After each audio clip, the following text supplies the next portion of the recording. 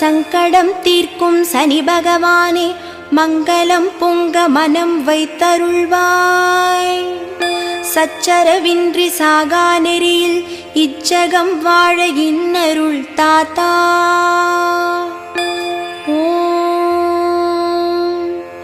திருநள்ளார் க்ஷேத்திரத்தில் திருக்கோவில் கொண்டு திருவருள் பொழிகின்ற சனீஸ்வர பகவானே போற்றி. கிரகமண்டலத்தில் வில்லில் ஆசனம் அமைத்து அமர்ந்திருப்போனே போற்றி. யமனை கிரக தேவதையாய் கொண்டவனே போற்றி.